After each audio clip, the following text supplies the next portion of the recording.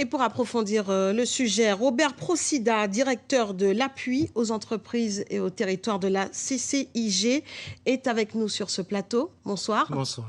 Merci d'avoir accepté notre invitation. Alors, l'entreprise que l'on vient de voir est une structure que vous connaissez bien. C'est un modèle d'expérimentation qui a fait ses preuves. Clairement, un modèle à suivre, selon vous? Absolument, ça fait partie de ce qu'on peut appeler un halo symbolique qui donne un peu le là et donne un peu la marche à suivre. Et je suis persuadé que l'ensemble des élus de l'institution consulaire qui s'investissent bénévolement à côté des entreprises pour leur permettre d'arriver à un fleuron comme celui-ci doit être satisfait, puisque la Chambre de commerce a pour mission d'accompagner les chefs d'entreprise dans leur développement. Alors justement, comment pérenniser ce modèle dans la région Basse-Terre? Il y a la Côte-sous-le-Vent, mais il y a aussi d'autres secteurs qui ont du potentiel. Comment comptez-vous attirer de nouveaux investisseurs dans la zone?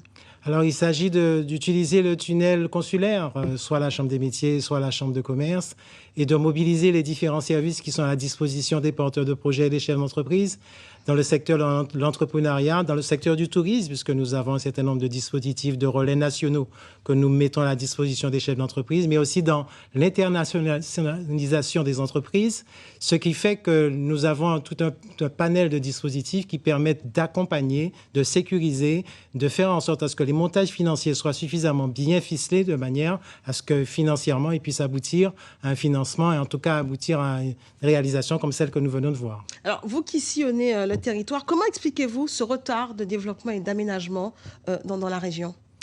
Alors, je pense que le développement de la région est peut-être moins visible qu'il n'y paraît parce que je crois qu'il y a une pression démographique, aussi une pression en termes d'aménagement du territoire qui est moins visible puisque nous sommes dans un territoire montagneux. L'occupation de la montagne est moins visible que du côté des côtes, mais en réalité, il y a un développement touristique qui est indéniable à voir la fréquentation. Aussi, absolument, à voir la fréquentation des plages, des restaurants, le nombre d'unités économiques qui sont dans ces zones, vérifie à quel point cette zone est maintenant une zone phare pour la Guadeloupe. Alors, on évalue à 6 000 le nombre de structures touristiques sur toute la Guadeloupe. Quelle est la stratégie de la Chambre consulaire, justement, pour favoriser davantage, encore et encore, d'investissement? La stratégie, c'est de dire que nous avons un territoire fabuleux, que nous sommes notamment sur ce côté de la Guadeloupe entre terre et mer, que nous avons une ingénierie financière, une ingénierie administrative à disposition pour faire référence à la Chambre consulaire et qu'il y a lieu de pouvoir venir profiter de ces atouts qui sont naturellement à la disposition du pays, mais aussi à toutes celles et ceux qui veulent le visiter. De nouveaux projets dans les tuyaux? Alors, la Chambre de commerce pilote, accompagne les collectivités, accompagne les porteurs de projets, mais laisse libre à ces derniers de pouvoir l'annoncer.